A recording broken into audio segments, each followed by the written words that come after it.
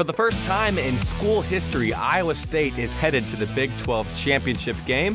Kansas State gets absolutely blown out by Texas in Manhattan, and Texas Tech almost gave Kansas its first win of the season. Welcome in here to the 10 of 12 podcast. I am your host, Ryan Gilbert. Fun show coming up for you today. We've got 5 games from this past weekend that we will be digesting here on the podcast. Of course, we've got a preview of next weekend's games coming up, as well as our 10 of 12 top 10 as we do every week here on the show. Be sure to give us a follow on Twitter at 10 of 12 podcast.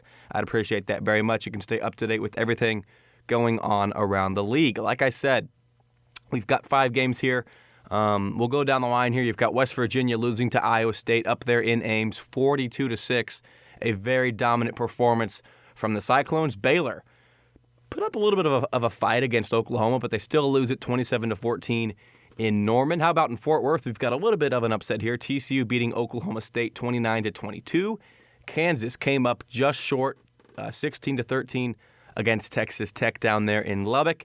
And right here back at home, 69-31 as Kansas State was embarrassed by Texas. Usually we would start it off with the best game of the week, which was clearly Iowa State, West Virginia on paper, but we're going to start it off here with Kansas State and Texas. I feel like every week with Kansas State, I say it every show, there's so many different avenues you can go with this team and what they did wrong or who's struggling, who made the mistakes, who's to blame, all of that stuff, things of that nature. But this team, in my eyes, really just checked out of this season, okay? I did not expect this to happen one bit. I'm never too optimistic with Kansas State, but on Saturday I was really confident that they would get a win against Texas. The stars were lined up perfectly for K-State to pull off the home upset against the Longhorns. And I raised the question last week. It was pretty simple. If you think Tom Herman has more respect of his players, then you're riding Texas all the way here. If you think it's Chris Klieman, you're riding Kansas State, right? And I think most people could agree that Chris Klieman has more respect than Tom Herman from his players. We saw, multiple starters opting out from Texas, and I'm not saying that K-State's a perfect team and every, scholarship athlete on that roster is perfect. I'm not saying that because K-State has had their fair share of, let's call it personality issues. But overall, I think one who's followed both teams can probably assume that, heading into that game, K-State has the advantage there. But I was dead wrong on that. I mean, what in the world was that performance from Kansas State? That team has absolutely they checked out of that game before it even started in Manhattan. This is something we've been talking about a lot on Go Powercat. Will they go to a bowl game? Will they not? I don't know. I truly don't know any inside scoop on that. But I don't think you do anymore if you're Kansas State. Okay, if you win this game, maybe sure you might want to end it on another win here. But I mean, you've lost 5 in a row. This season is just gone to. It keeps going down and down and down and down, and you think it can't get any worse, and then boom, K-State loses. They give up 69 points at home, the most they've given up since the turn of the century. So it's just not a good look for your school. And I think after this game, you take it all in, you soak it all in. You're Chris Klieman, you're saying, no, we're done. We're done with the season. My players clearly didn't care enough to play in this game. Let's be done with it. We don't want to risk an injury. These guys are going to have to go to, Phoenix or wherever they're going to go for, their bowl game, and they're going to be locked in their hotel rooms, okay? That's part of the bowl experience is going out, exploring the city, doing all the, activities, going to these, you get the gist there. So they're not going to be able to do that this year. I think K-State's probably going to call it a season. Again, I'm not 100% confident, but if I was Klieman, that's what I'd do. You're done with the season. It's over. You lost by, what, a lot of points to Texas. What is that, 38 points. And real quick here, this popped into my head. I didn't even plan on saying this, but Kleiman's decision to punt in the third quarter, I tweeted that out. The K-State was down 2 or 3 touchdowns. I think it was, 2 or 3 touchdowns. K-State's down. Why in the hell would you punt the football? Why? It just didn't make any sense. I mean, if you want to win that game, you've got to leave your offense on the field and let them try to go down and score points, because K-State's defense is really the main story of this game. I've taken a second to get to that, but K-State's defense was just abysmal. I mean, there's no reason you should just punt the football. I mean, it's something that really bugs me, in the sport. If you're down in the fourth quarter 2 possessions, like, there's no justifying punting ever. I just don't get it. Anyway, that's a side note. Why would you give Texas the football? They're going to score. They are going to score. If you watched that game, I was there. Unfortunately, I really have a bad luck charm. I've gone to 2 games as a fan over the past 2 seasons. Of course, they lose it to Texas this season, and then last season, when I had a game free from broadcasting and doing radio stuff, I went and watched the West Virginia game as a fan, and they lost that game as well. It was pretty embarrassing for Kansas State given West Virginia's season last year. That's apart from the point here. I checked out of this game after, I think, the third quarter. Once that ended, I was like, I'm not wasting any more of my Saturday here in watching this team get blown out without any effort or without any, they didn't care. They did not care. So the defense is really what was, that.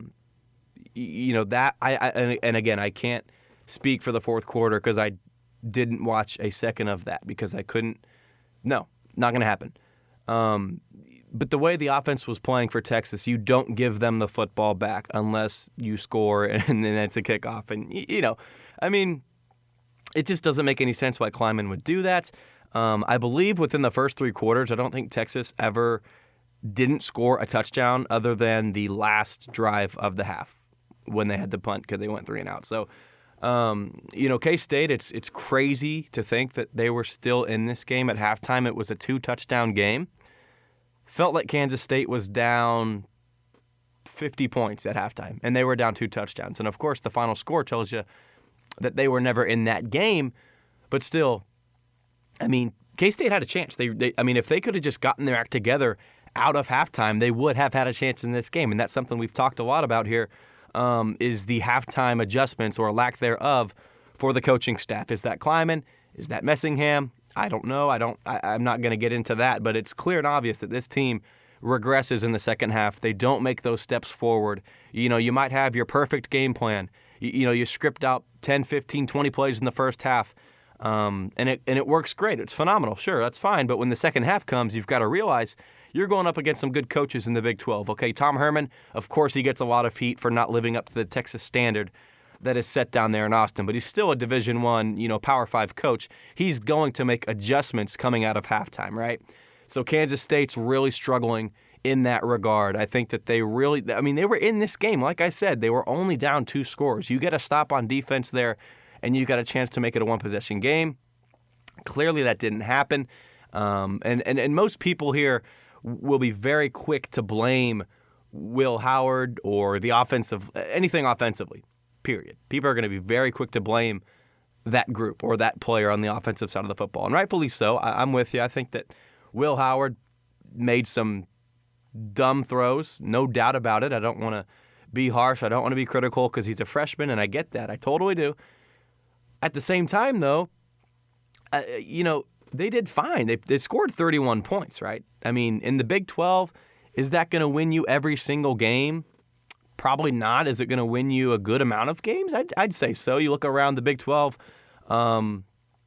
this weekend, you only had one team eclipse 31 points, other than Texas, of course, which was Iowa State, who scored 42 points, right? You got West Virginia with 6, Baylor with 14, Oklahoma with 27, Oklahoma State 22, TCU 29, Kansas 13, Texas Tech 16, right? So 31 points should win you a majority of your games if you are an offense. And don't get me wrong, Will Howard and co definitely set up some easy scores for the Longhorns. The special teams for Kansas State was I'm trying to think of words because I keep saying embarrassing, abysmal. I keep saying these same words, but it was just a joke from Kansas State, really. They didn't have a chance to win this game. The effort on defense, the tackling was really the biggest thing. I think if you're a Wildcat fan, that has to frustrate you, is the fact that K-State probably missed 24 tackles in this game. easy, fundamental tackles, and it's just like they didn't really care. It was like they were scared to get hit by these Longhorn players. I mean, Texas is, 100% a more talented football team than Kansas State. There's no doubt about that. But that doesn't give you an excuse to not tackle someone or just, I'm going to hit him and hope he goes down. If he doesn't, who cares? One of my other teammates will get it. And if you get that mentality going out throughout your entire team, you've got a big problem. So, I mean, this was a pretty unorganized rant that I had from this game. I think most Wildcat fans would agree. I am aware of the fact that this is the COVID season, yada, yada, yada. This season doesn't necessarily matter. K-State got their young guys playing time. But when you start off, 4-0 in the Big 12, you beat Oklahoma in Norman. I think that fans are going to get upset when you lose 5 in a row to finish out the season, right? That's just natural. That's how humans are. When you get used to something good happening and something bad starts happening, then you're going to be frustrated. So I get that. But, I mean, K-State, you beat Oklahoma.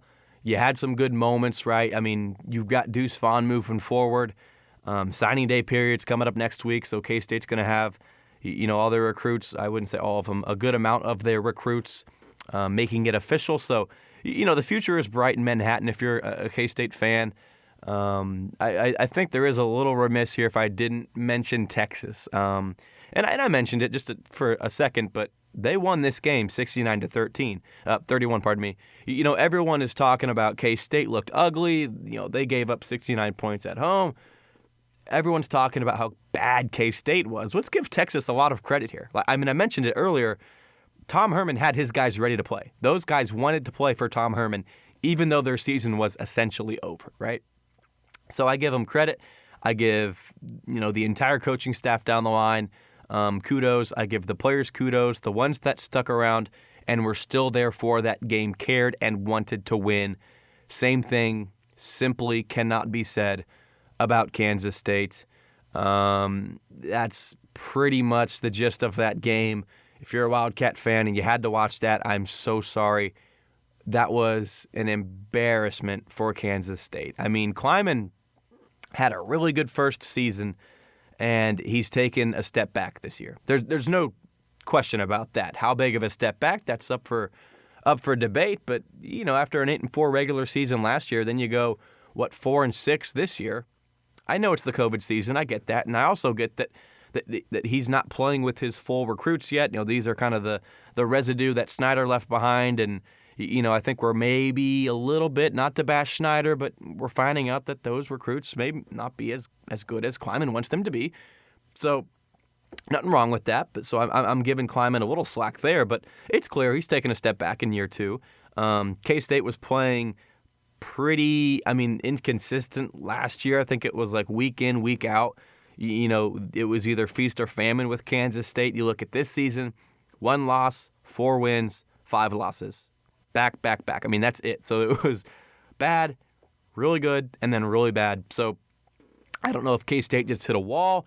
I don't know what happened, but boy, you've got to turn the page if you're climbing. Get ready for next season. Hopefully, knock on wood, everything is as close to normal as it can be in the college football world and just around America in general. We'll go ahead and move on from this game. I know if you're a Wildcat fan, you want to be quick. To erase this one from your memory. I think next time K-State loses a close one, just think, it could be as bad as that Texas game from 2020, right? So, with that being said, we'll talk about Iowa State and West Virginia. Iowa State, man, a very dominant win for the Cyclones. Like I said, 42-6 over West Virginia. From start to finish, Iowa State handled the Mountaineers very handed. They easy win for Iowa State, and this is not. I didn't expect it to be a 36-point game. I anticipated Iowa State to win. I anticipated them to cover that. I think it was a 6 or 7 point spread as well. So I'm not surprised they won. I'm surprised how they won. West Virginia's defense is pretty good. I don't know. You can make the debate Oklahoma State's defense, Oklahoma's defense for that matter. Earlier in the year, K-State's defense wasn't too bad. You can make the argument for West Virginia's defense being one of the best in the Big 12, if not the best. So it's shocking to see that team give up 42 points against Iowa State, but I'm also just as surprised that, that offense, could only put up 6 points in Ames. So, I don't want to spend too much time on these other games. I think that Iowa State's headed to the Big 12 title game. This means a lot to that school, and I tweeted this out as well. You're happy for Iowa State, man. I know K-State fans love to bash the Cyclones, love to bash not Tom Herman, excuse me. Even though I think Tom Herman and Matt Campbell are pretty comparable, but people love to bash Matt Campbell. They love to bash the Farmageddon. Is it a rivalry? Is it not? This and that. There's a little bad blood there, but I'm happy for Iowa State here as someone who covers Kansas State and who's been a K-State fan for my whole life. Good for them, man. It's good to see it not being Texas and Oklahoma in the Big 12 title game. Last year, people love to hate on Baylor for issues they had, 8-9 years ago, and that was, terrible things that went down there in Waco, but they've moved on. I like what Aranda is doing, and I like what Matt Rule did with the program as well. So, same thing goes for Iowa State here. You've got to be happy for them. I know you can have your reasons to get frustrated with that team or want to make fun of them. That's fine. But you've got to be happy for Iowa State. They're playing for a Big 12 title in a few weeks in Dallas. It's going to be a lot of fun to follow that one. Knock on wood if it happens. Iowa State is all set for that game against Oklahoma here in a few weeks. So, not much else to say about this one. It was a blowout from start to finish. Iowa State, really impressive victory, and we'll talk about it here on the second half of the show. Maybe a new number one here in the 10 to 12 top 10 if you haven't checked it out already. But Iowa State's playing well. Their stock is continuing to rise after that Game 1 loss against Louisiana. Next game we'll talk about here is TCU and Oklahoma State. The Cowboys kind of choked this one away. Not necessarily the fact that they had a lead in the fourth quarter and then gave up a fumble. That didn't happen because the Cowboys didn't score at all in the fourth. But they were up 13-0 early on. They had a scoop. I believe it was a scoop and score, if not a scoop, and return into the red zone. So they, early on, they were set up and they were rocking down there in Fort Worth. I think Mike Gundy and his team might have, taken their foot off the pedal, so to speak, a little bit in that game. But a good win for TCU. This is a team that was 1-4, I believe, was their record. 1-3.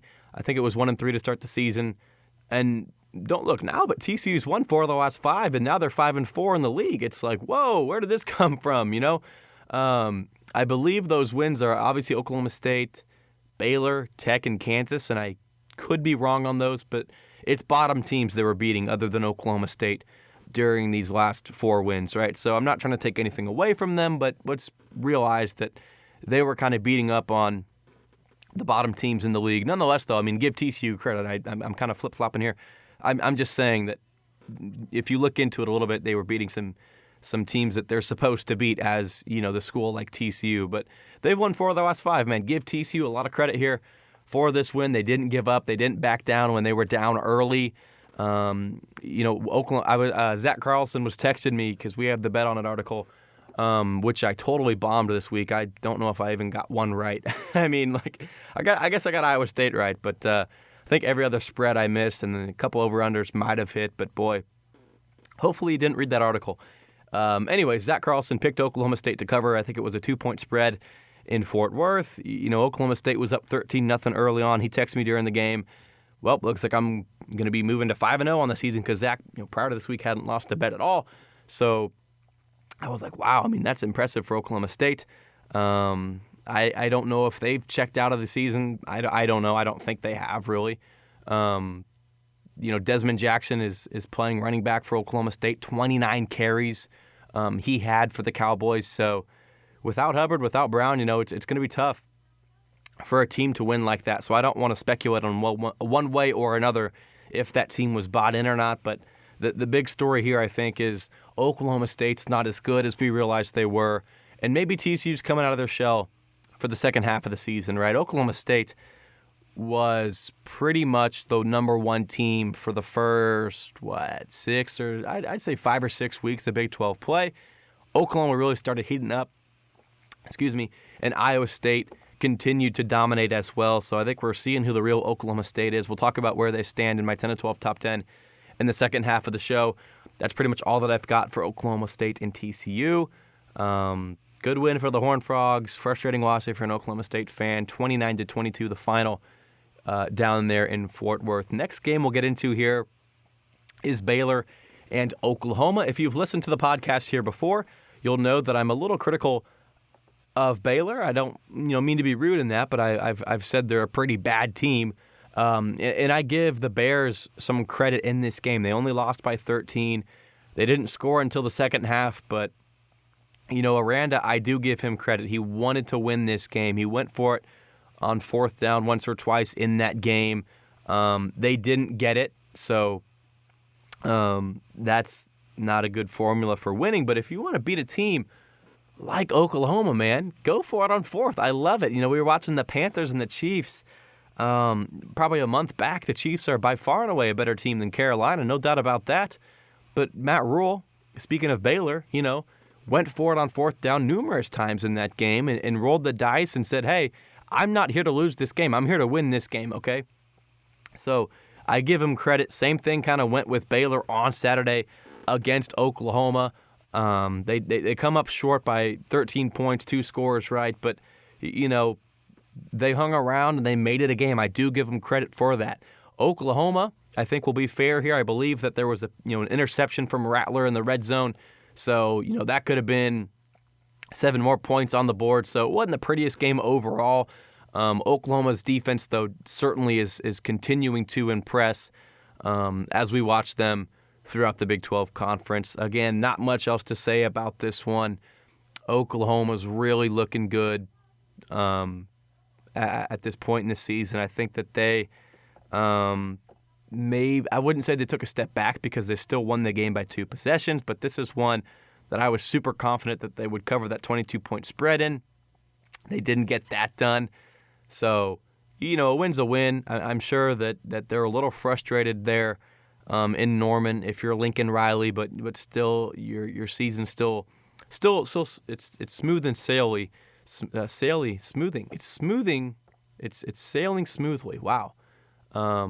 Boy, that was quite the tongue twister. I beg your pardon on that. Last game we'll talk about here, Kansas and Texas Tech. Like I said, the final in Norman was 27-14 in case I missed that. 16-13, though, in Lubbock. Kansas hung around with Texas Tech, man. They didn't win the game, and I don't think that anyone ever thought they would simply because it's Kansas, right? I'm not going to believe it until the clock hits 0 and Kansas has more points than Tech, right? But they hung around and they made this a game. I don't know how many turnovers Tech had. I think they had like 4 or 5. Tech also missed a few field goals. So add them up. That's what, 7? I think it was 7 or 8 total times where Tech gave Kansas the football back when it wasn't a punt or kickoff, right? So essentially a missed field goal, interception, fumble, right? I'm pretty sure that's correct. So Texas Tech should have won this game by, let's say 30 points, 20, let's say 20-some points. They probably could have covered that spread if they not even played mistake-free football, but if they simply just cut down on some of those mistakes, they would have had a really good chance to be comfortable in that victory. Bowman only had 117 yards through the air. It was not a pretty game. I mentioned this on the 10-12 top 10, right? It wasn't pretty, but a win is a they're Texas Tech. I mean, they're 3-6 now in league play. They're playing not terribly bad. So if they, like I said, eliminate those mistakes, they didn't have Wells on the sideline with his COVID concerns. So, it's tough not to have your head coach there to tell you what to do. But at the same time, I mean, you still got all the players and, I'm not impressed with Texas Tech. It's easy to say, though, if they eliminate those turnovers, they win this game by a lot. I give Kansas credit, though. I really do.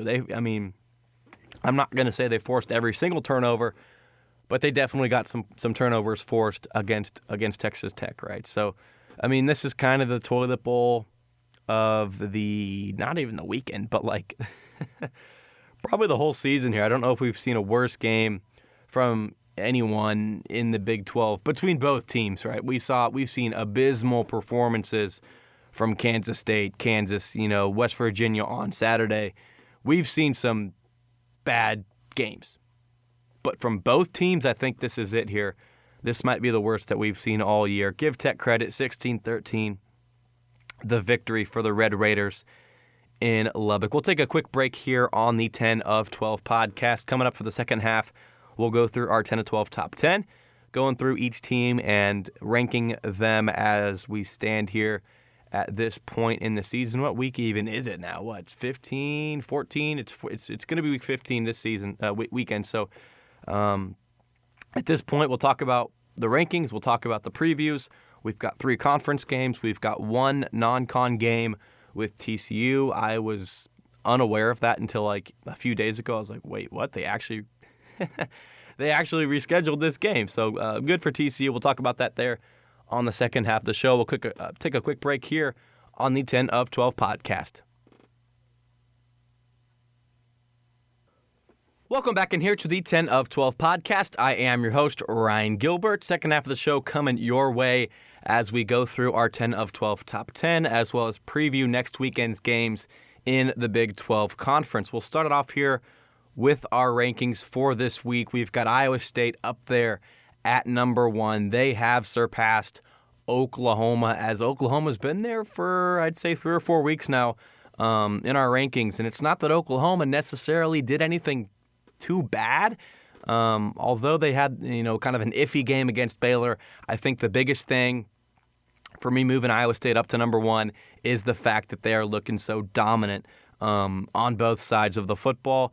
I think that the Texas game was a little too close for comfort for Iowa State, right? But they were coming off a short week, and then they had to play, Friday at 11 a.m.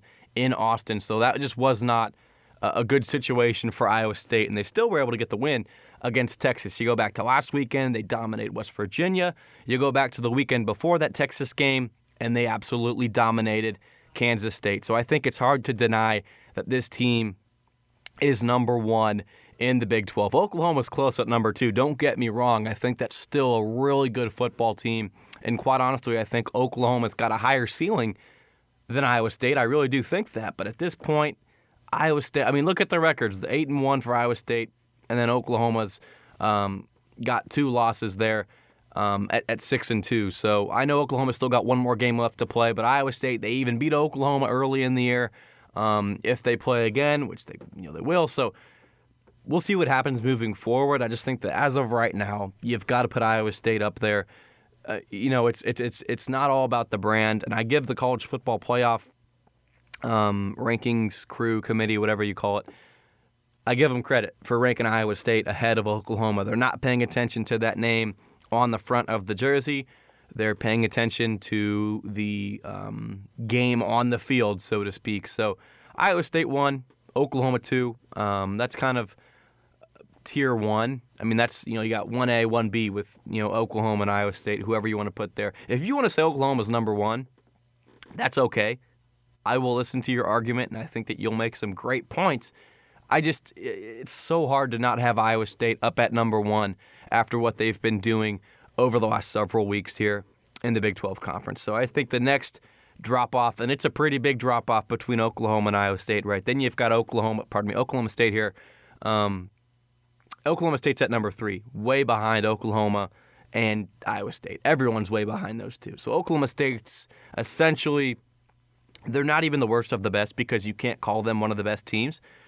I would say they're the best of the worst. And I think it's very fair to say that all 8 of the remainder teams have had games this year where it's very fair to call them one of the worst teams, right? So Oklahoma State's not one of the worst teams. I'm not trying to say that, but essentially it's a whole different bracket of teams once you get after that drop-off with Oklahoma and Iowa State. So I like Oklahoma State at number 3. In a normal season, if we're seeing the way they play, I think it's very hard to put this team at number 3. But behind them here, we'll get to it in a minute, 4 Texas, 5 West Virginia. It's just hard to put those teams up above Oklahoma State as well. So they're kind of the beneficiary of other teams' struggles this season in the Big 12. So Oklahoma State's number 3. You can make an argument to push them back, but you've got no argument to move them up to number 2 or 1. So I think number 3 is kind of a safe option for the Cowboys at this point in the season. Number 4 is Texas. I came close to moving the Longhorns up to 3 after that win against Kansas State, but I didn't want these rankings just to be a recency bias thing. So I've still got them at number 4. They were 5 last week, so they're rising up a little bit. They flip-flop with West Virginia, so now it's Texas 4, West Virginia 5. Let's take a step back and look at Texas this season. They're 6-3 on the year, 5-3 overall, right? That's not the standard of Texas football. So Tom Herman is, from what I've heard, most likely going to be out of Austin after the season's over. I don't know if it'll be Urban Meyer coming into town. I don't know who the guy's going to be. But Texas, I mean, it's not been what the expectations were for Tom Herman. He's failed expectations, right? You've got Sam Ehlinger, a senior quarterback, coming in here. I mean, it happens every flipping year with Texas, right? Oh, they're going to be super good this year. They've got this guy coming back. Tom Herman's finally going to get over the hump. Doesn't matter who's coaching. It's always hype, hype, hype with Texas. So that's what happened this year. I think you've got to give them credit for their wins. They have a winning record in Big 12 play. At the same time, though, they've looked kind of ugly in some of these games. That Iowa State loss at home, Tom Herman had some iffy calls, to say the least. They had a really good chance to beat Oklahoma in the Red River Showdown. They failed to do so in overtime, and they lost to TCU, which was not pretty either. So Texas, I've got them at number 4. They've still got a game coming up against Kansas. However, I'm recording this on the Monday. It's about 2 o'clock right now. I wouldn't be surprised by the time you're listening to this that this game gets postponed. Texas has some active cases. They've shut down the football program for the time being while they handle that. In my mind, I think that they just don't want to play this game against Kansas because it is absolutely pointless to even play. I'm not even talking about a health. It certainly doesn't make any sense because it has no impact on the Big 12. Neither team is going to play for the title game. You know what I mean? So this game does not matter in that regard. But, none of it matters. None of it. COVID, I mean, obviously no one wants to get COVID, right? But Texas, I think, doesn't. I mean, they're just going to check out of this game and say, nah, we don't want to play Kansas. We don't want to go up on the road again to the Sunflower State and play another cold game. Nah, not going to happen. So I wouldn't be surprised if Texas ends its regular season a little bit early. I could be wrong on that, but we'll see what happens. I like Texas overall at number 4. West Virginia is down to number 5 after the embarrassing loss, and I kind of just mentioned it.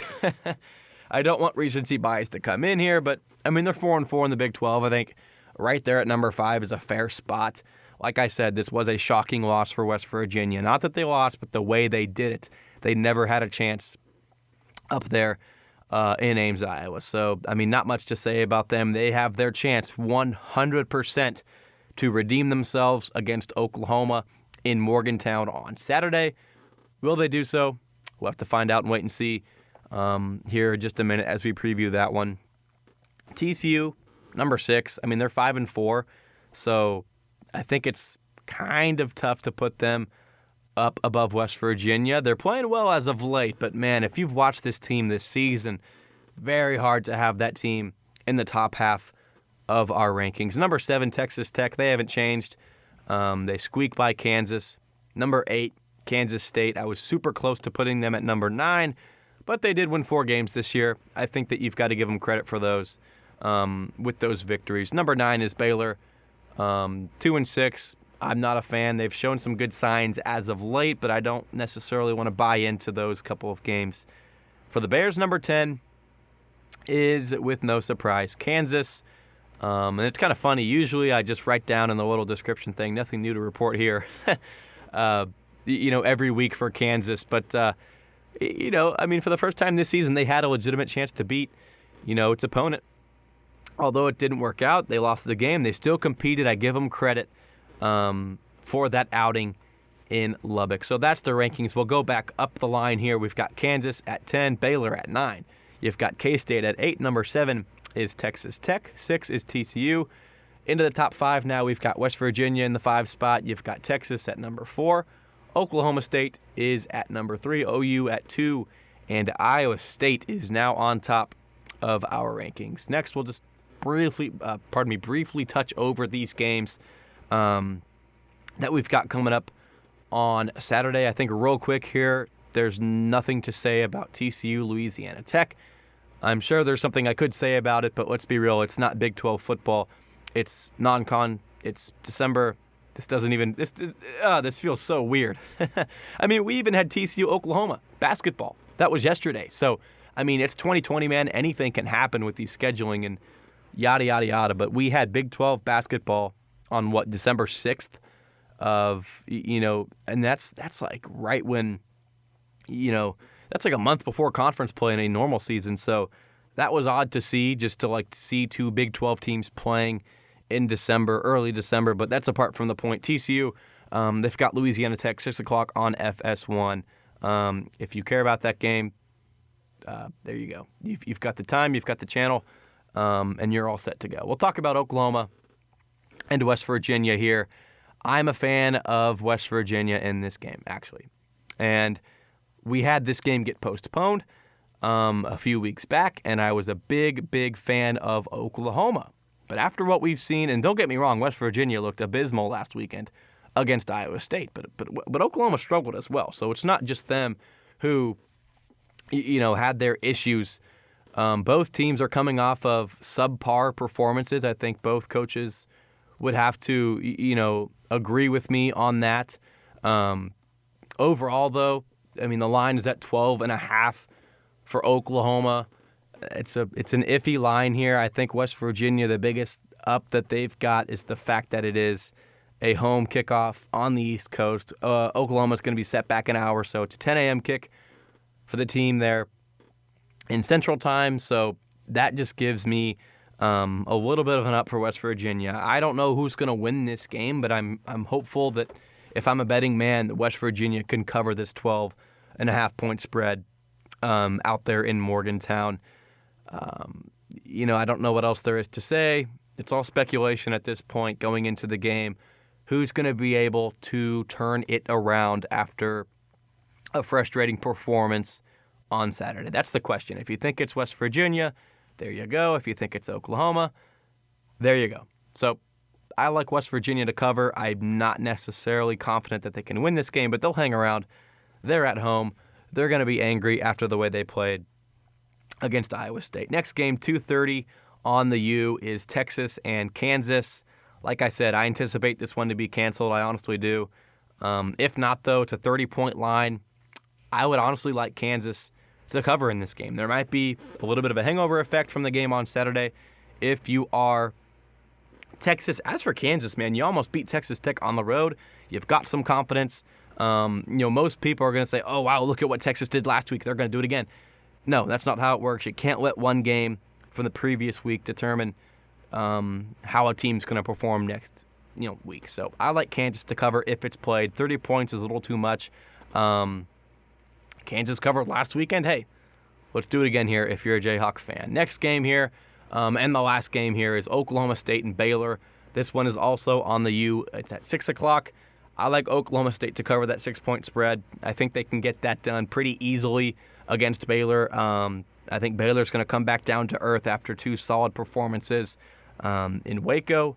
I think the only thing you're concerned about, though, is West Virginia. Oklahoma State, I beg your pardon.